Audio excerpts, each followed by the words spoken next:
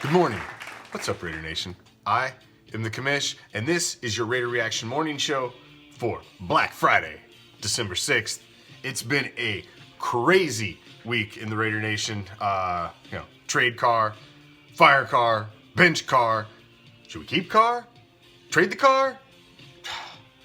It's been insanity, absolute insanity, and ups and downs. And before we get into anything else, I feel we really need to bring it down reality and touch on a sober moment that we lost a member of the Raider Nation this week, a young member of the Raider Nation, far too young to have passed.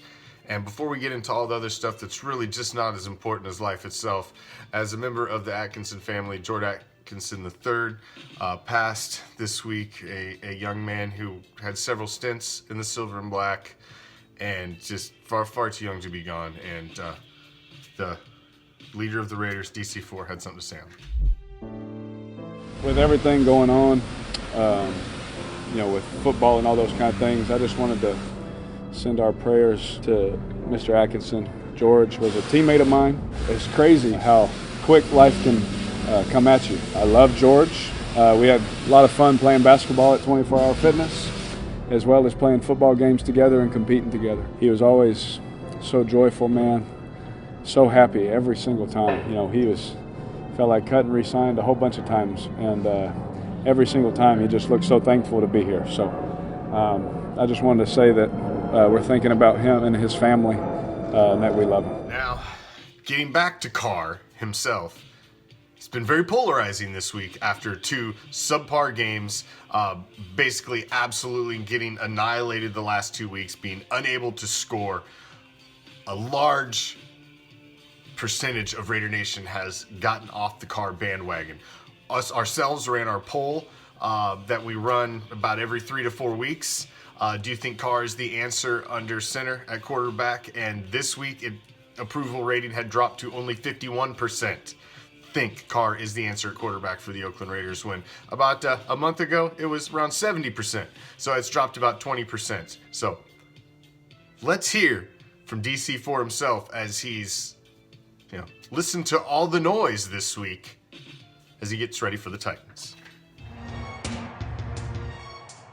Here we are, week 14. The team is 6-6. Playoff hopes still alive. Oh, yeah. As you sit here as a quarterback, as a leader, as a man, what is at stake this weekend? A lot, obviously. This is one of the teams that we have to beat if we want to continue on this journey, and continue on somewhat controlling what we can control, right? Because you don't win this one, you don't control a lot of things, right? We had 2 rough outings on the road, and it starts with me. It starts with me, doing better things, playing better for our team, and I'm confident that we'll do that here at home and hopefully make another good homestand to again put us in position for the playoffs. So when you look at the 2 losses, obviously very difficult losses, I know you study film a lot. What were the key issues that you identified from those? To be honest, just little things in the details. I'm never going to be someone that gives all of the answer, but there's things that I look at for myself. Turning the ball over can't happen, and I've always been someone to take care of the football. That's been one of my favorite things to do since I've been a Raider, and in college was take care of the football, then you have a chance to win, And in these last 2 games, the turnovers have really hurt us, and for whatever reason, it doesn't matter, it just can't happen, So just taking a look at those and seeing, oh man, I could have done this, or I could have done that. Sometimes, people make good plays, and you're like, dang, they got me, that sucks. Yeah. And it's hard to say that as a competitor, but it happens. But I also know that we've had a lot more good plays this year than bad ones, and we're still good at this thing. We just got to get back on track and do it. Well, after week 12, and you had referenced this, Coach Gruden saying it's only going to get harder. So what steps do you take personally to get through that fire?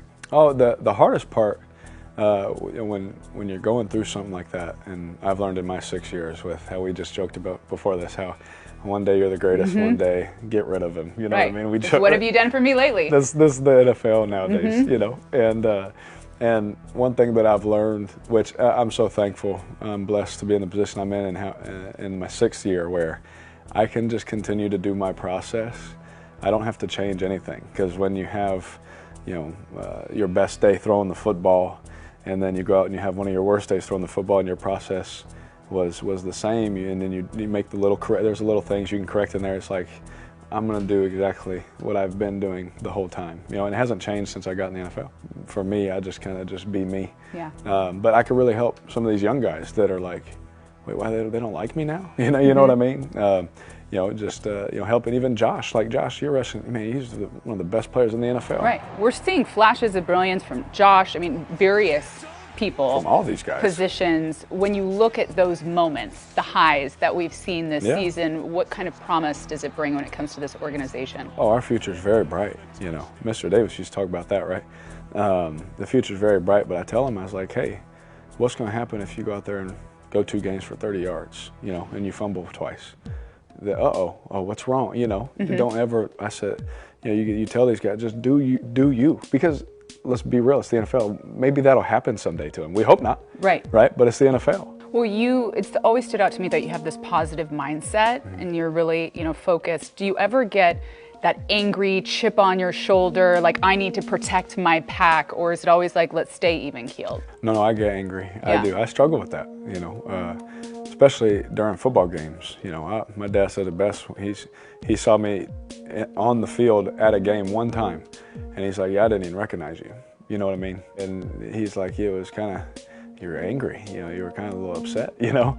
And I was like, I just care so much, you know? And when I put that helmet on, it means so much to me. And so this place, this shield means so much to me.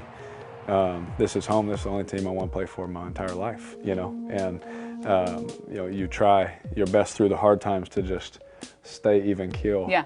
But it's hard, you know, when you know and expect so much more. For you personally, what's on the line right now? Personally, is I want to be in the playoffs, you know. Everyone picked us to win 3 games. Everyone picked us to win 4 games. Oh, they might be all right, win 5. And we've already proven all of them wrong, you know. And as we just continue to prove people wrong, which I couldn't care less about either, you know, I want to prove the people right that picked us, you know. You know, I sit here and I think, well, why not just go to the playoffs, you know? You know, what better thing to do for our team as we're in the 2nd year of a rebuilding, you know, stage, to really, you know, go win 10 games, you know, when no one thought we could, because then that just gives more confidence to our guys, which they already have. But the more games we can win down this stretch, it just gives more confidence to our guys going forward. One of the big stories all season has been Josh Jacobs. He is now your offensive rookie of the month, and he is just lighting it up every time he touches the ball. By half, he had the century mark last game. Just take a look at what this kid has been doing all freaking season long in his first season in the NFL. Already a 1,000-yard rusher. The leading rookie of the year candidate in Josh Jacobs at running back. He leads the NFL in rookie rushing yardage, rookie rushing touchdowns, and yards from scrimmage. Well, he's 2 players in one. He's that same guy. He'll make you miss in a hole, and he'll run you over. That's what makes him so dangerous. Here's Jacobs going to come to the left, steps outside, and a foot race touchdown. Touchdown, Raiders! First down and goal, they pitch it to Jacobs. What a block! Delivered by Engel. And a touchdown. 3rd down and a long one. Jacobs back in the game. The rookie for the touchdown. Touchdown, Jacobs! Touchdown, Raiders! Would you believe it? Roll Tide, baby! Look at Jacobs running over people and picking up another 15. By the way, that gave him 1,000 on the number right there. Right on the number. First Raider rookie ever to rush for 1,000 yards. He is the total. They hand it off to Jacobs, the rookie. Cuts the corner. Fine tight end. They hand it off to Jacobs, the rookie. Cuts the corner and picks up about 12. The last part of this month, you're going to find out going into January. It's back to Jacobs, slips through some tackles and picks up about 8. They'll go back to Jacobs, who's had 3 big runs already. 4th and 1. It's Jacobs. Look at Jacobs running over people and picking up another 15. He's played outstanding this year. You see Gabe Jackson give him the shove at the end. By the way, that gave him 1,000 on the number right there. Jacobs, the one bright spot so far. Look at him taking off. In your son Christ's name we pray, amen. Amen. Hey, y'all boys turn up today, bro. Let's get it. That's what it is. Hey, playmakers make plays, all right? Believe in yourself. Let's go. Hey, playmakers on 3. 1, 2, 3. Playmakers. Let's go. Let's get it, boy. Hey, let's get it. Let's get it. Hey, homie, my favorite player. For sure. Love you, brother. I can get it. Hey, yo. Let's get it. That's Zeus. Let's get it. There you go. Have a good one. What's up? What's up? I'm ready to play. I'm ready to play. This is the closest I've been home in a long time. I got people here. It's time to put on the show. If you don't let it, I don't know what to tell you. If you don't let it, I don't know what to tell you. What we play for right here. We play for right here. I need it today. I need it. Come on. Come on. This group is battle tested. You're ready for this now, okay? Make this a street fight. Take it to them, all right? You're ready for this. Good luck today, man. Hey, bro. We set the tone, bro. Let's go out here and be great. Running backs on me, running backs on 3. 1, 2, 3. Running back.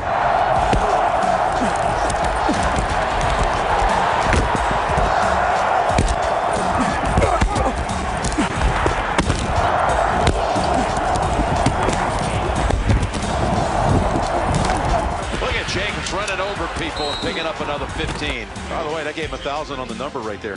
Right on the number. First Raider rookie ever to rush for 1,000 yards. Every single time it's going to be a different pressure. Yeah. All right, keep winning the one-on-one. That's what you're doing. Y'all just playing good, bro. We just got to keep running the ball, bro. You feel me? Come on. Shit ain't good enough, bro.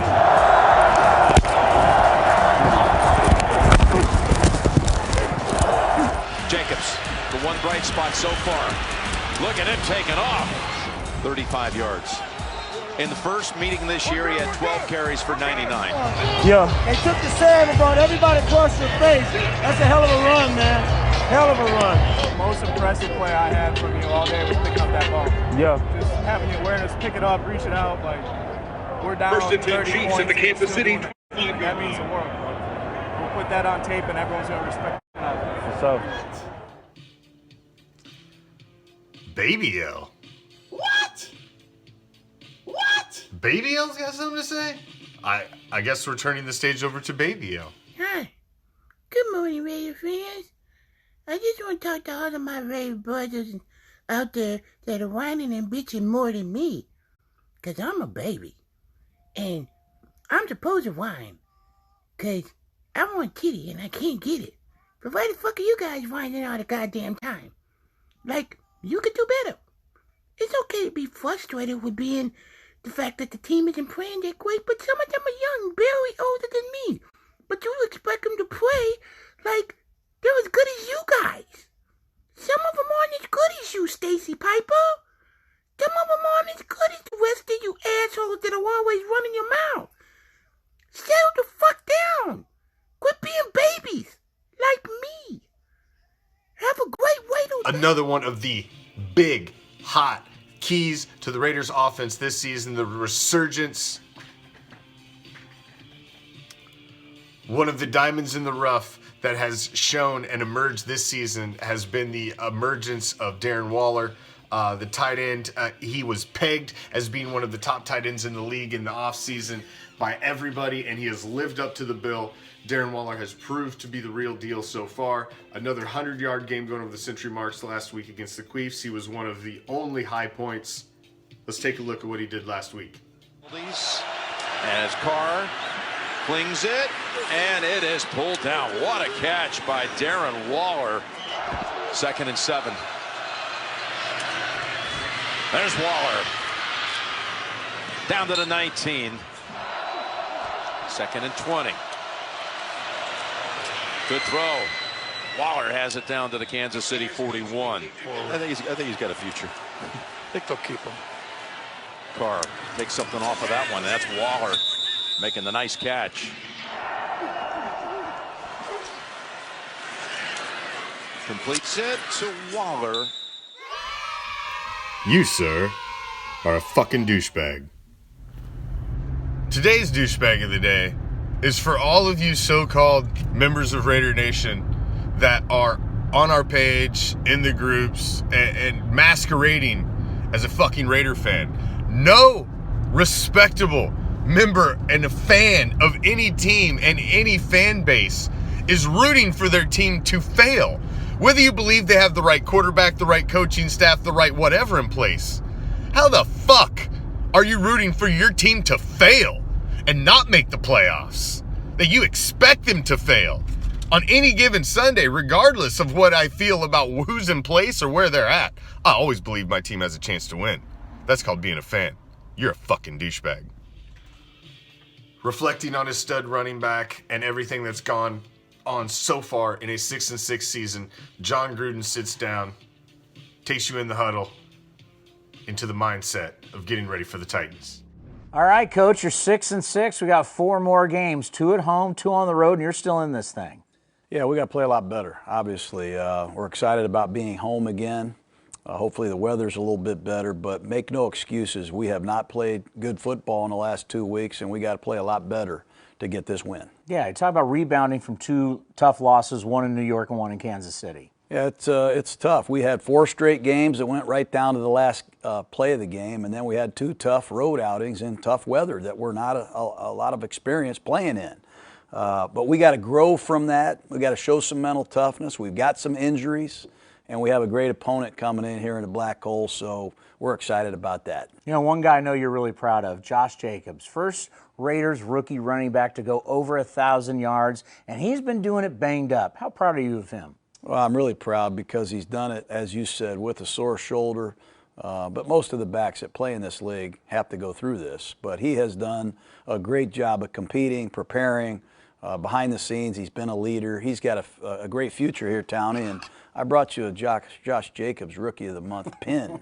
I know you like I appreciate that, Coach. Thank you very much. That's one of the good things I have today. I'll be wearing this on Sunday on the sidelines. You know, when you talk about bad weather, we either talk about rain, you talk about snow, how does it change your play calling? Well, it can't change it dramatically. You know, you have to adapt. Obviously, everybody does. We did not catch the ball very good against the Jets. We had 5 drops. The cold weather perhaps had something to do with it. I'm a big believer, though, you know, experience is a great teacher. We don't practice in the cold. We don't practice in a blustery wind. Maybe we got to find a way to practice, maybe go to some of these places and give our guys a chance to get used to it so they can improve at it. But experience will be, I think, helpful to these guys in the future. And it doesn't really impact the play selection a lot, but it does at times based on how hard the wind is blowing. And right now, this is the biggest game right here, and the Titans come in playing good football. Ryan Tannehill, since he's taken over, the team's 5-1. You knew him from your days back in ESPN, and he's kind of reemerged here in Tennessee. Well, he's an athlete, and he's found second life here in this offense. You can see him right here at the line of scrimmage. He's recognizing the coverage. He's audibling. Everybody thinks he's audibling to a run, but he's audibling to a play-action pass. And when you have Derrick Henry, the play-action pass is a real problem. But he fakes the ball to Henry. He comes out to his right on a run-pass option. And don't forget, this guy played wide receiver at Texas A&M. He's got great wheels. He runs 4.5. But his ability, I think, Townie, in the pocket to keep plays alive and create unscripted offense has been a big winning edge for the Titans. You can see him right here. You see he's got nobody to throw to on rhythm, so he creates to his left, and on his left, he throws a dime.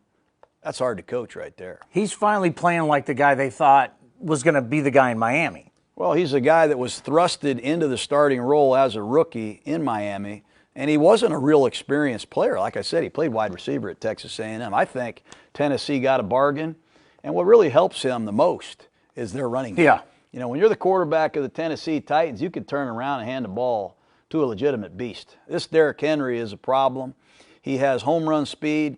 He's a tackle-breaking guy, and he is, I think, playing with tremendous stamina. He's got conditioning like you, Townie. Yeah. I mean, the guy will not get tired. The more they give it to him, the longer the game goes, the better he gets. But this is one heck of a job here, putting Jacksonville away. And not only can he run it, he can catch it, and they do a nice job with their screen game. So Tannehill, Derrick Henry, and a very diverse defense. We'll need to play a lot better to get this one. And Henry has actually gotten better in cold weather. Experience. Experience I'm sure has helped him. And like I said, he's doing it all right now for the Titans, rushing, receiving, picking up blitzes, and he's doing it for 4 quarters. You need to get your team back on track, and there's no better place to do it than the Oakland Coliseum. There's no doubt. It's been a tough year for us from a travel standpoint. We've flown 45,000 miles. There are teams in this division that haven't flown half of that. Yeah. So our team, I think, benefits a lot by staying at home in their certain time zone and being able to wake up and go play in a Coliseum in front of their fans. We love it. We haven't played a road game in the Pacific time zone this year. I know. It's been a lot of time in hotels. Yeah. But like I said, when you can be a 6-6 team, be in the race here in December, it's something we're very proud of. And we're going to be playing without some guys this week once again, but we need some young people to take advantage of these opportunities. And Raider Nation's going to be strong for you on Sunday. I know they will. Good to see it, Tony. Let's go get them, Coach. Thanks, man. This man has the job of stopping Ryan Tannehill's passing game, as well as Derrick Henry in the running game. The Titans are hot since Tannehill has come under center and was given the starting nod over Mariota. So this is a dangerous team. Right now, they're ahead of us in the playoff hunt. This is a playoff team in the AFC on the rise. This is not an easy game at home. Let's see what the defensive coordinator has to say coming into this game. Big game for us this week. We're back at home. We're excited about that. Hopefully the fans will come out full force and make life miserable for Tannehill under the top. Gruden said that Derrick Henry's a guy who never tires. That's sort of his X factor there. How do you prepare for a guy like that? Well, we just had, Gruden and I, we sit up at night, we argue about, you don't have so many padded practices with the rules anymore the way it is. So today was our last padded practice out there today. So, you got to make sure, again, you're tackling and doing those things in practice and working on techniques and those type of things because he is a good back. He's a big, hard-running guy, and obviously he's having a good year. What you've studied, what's the difference between Tannehill in Miami versus Tannehill since he took over the Titans? He's pretty much the same guy. He's a mobile guy. He gets the ball out of his hand. He's really accurate. He's done a really good job for him coming in the last 7 ball games. Really resurrected their offense, so he's done a really good job. Would you say he's an underrated mobile quarterback? Yeah, he does a good job. I mean, he's run for some touchdowns. He gets out of the pockets on some boots, and he's good when he's a platform thrower. So he does all of it for him.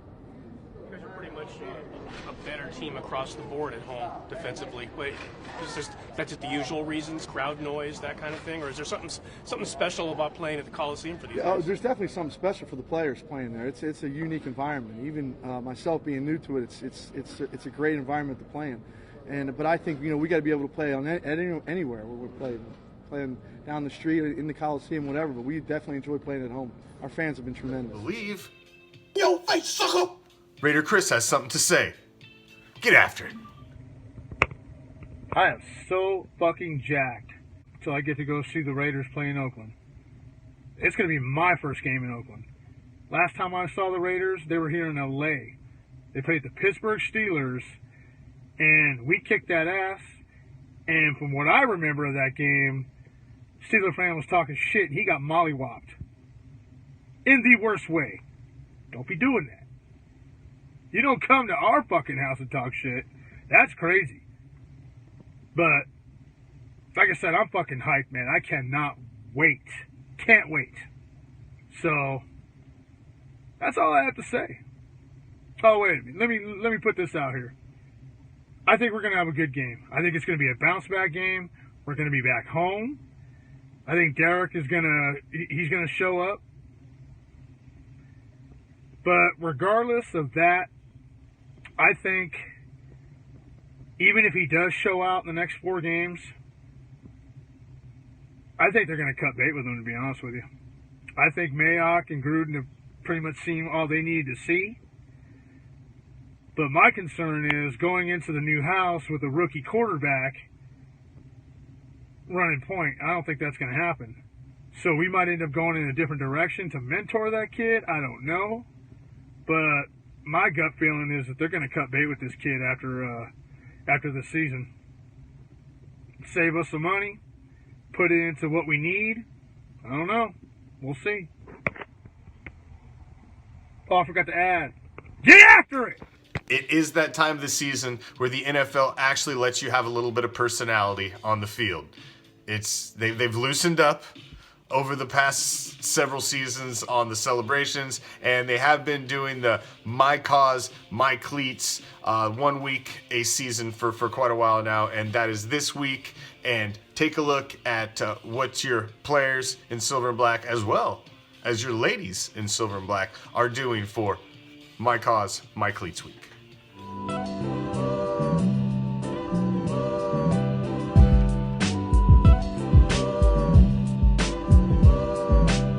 My cause is a Davis Direction Foundation. Kid I played baseball with growing up died of a heroin overdose, and his parents and his family started this organization to be able to represent this organization, this foundation. It means a lot to me. Supporting the Children's Craniofacial Association helps kids that need some help to be born a little bit differently. Kind of helps them out. But yeah, these are some dope cleats. We look good this year.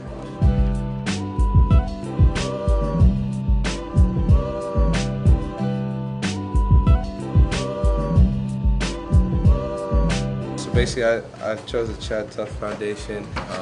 It's like pediatric brain cancer, and we got to meet the family when we were in Michigan, and I actually ended up dyeing my hair orange during one of our bowl games to try to raise money for DIPG. And yeah, it's just been a great cause. It's been awesome to get close to the family, and just really excited to see where the research goes. And they built a new facility in Ann Arbor to study it further, and it's a really exciting time. So. Oh yeah, obviously it's about childhood cancer. So I got the cleats, all gold, gold and black. So I like them a lot. Came out good. My cleats were the Compton Youth Educational. Just giving back to my city and showing them that school is very important in my area, in my community. So everything I've been doing is giving back to my community. You are where you're from, so you gotta support.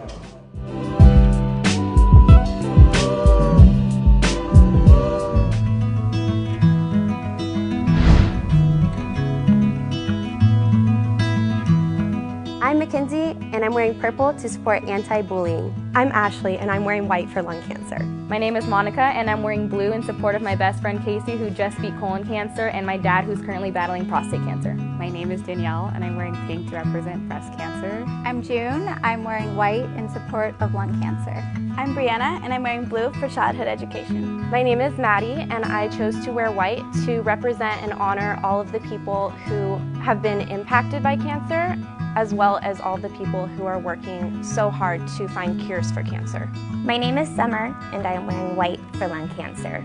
I'm Christina, and I'm wearing purple to support suicide prevention.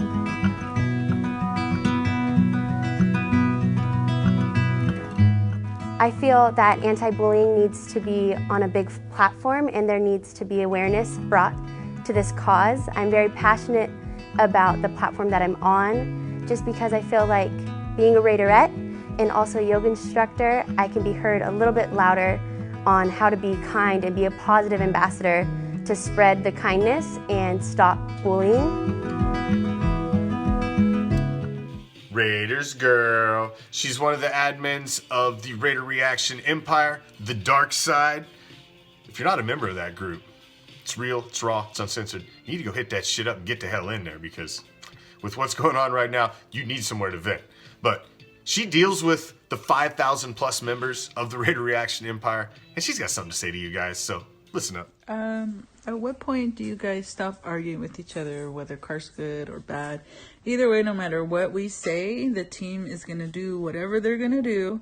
They're going to roll with it. They're going to cut ties, or, it doesn't matter. We should be focusing on this next game and the fact that there's only 2 games left being played at the Coliseum.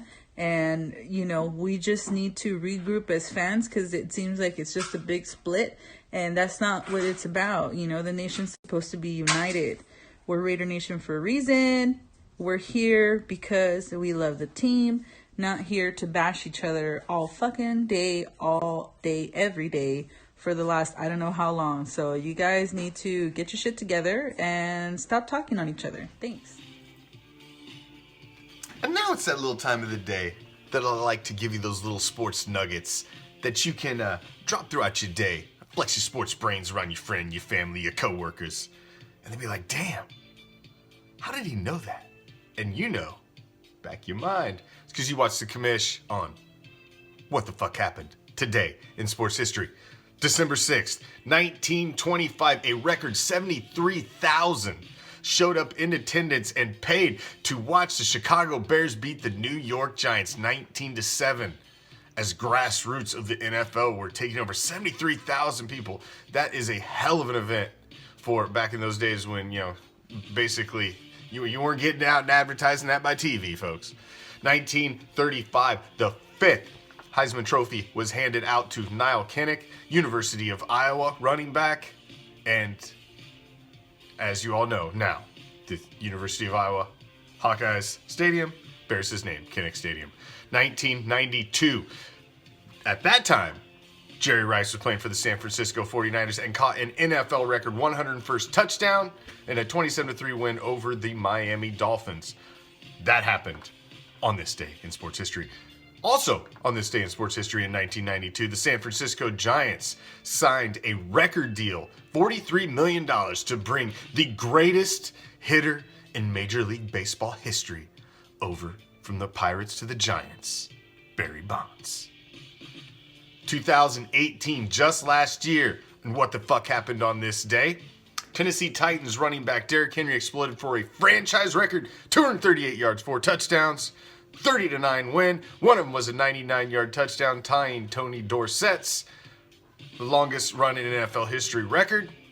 And he had everybody who had him as a fantasy football owner last season in week 1 of your fantasy football playoffs were losing your fucking mind as Derrick Henry was sending you to the promised land or he was gutting you, one or the other. And that is what the fuck happened in sports history today, December 6th. And now, to wrap up the show, send you out on your day with the Raider quote of the day. Don't run too fast through life. You've only got one. Words from the immortal Bo Jackson. Bo knows. Make sure to follow us on Instagram, follow us on the Twitter, subscribe to our YouTube channel. Go join our group, the official group of Raider Reaction, the Raider Reaction Empire, the Dark Side. We've been expecting you.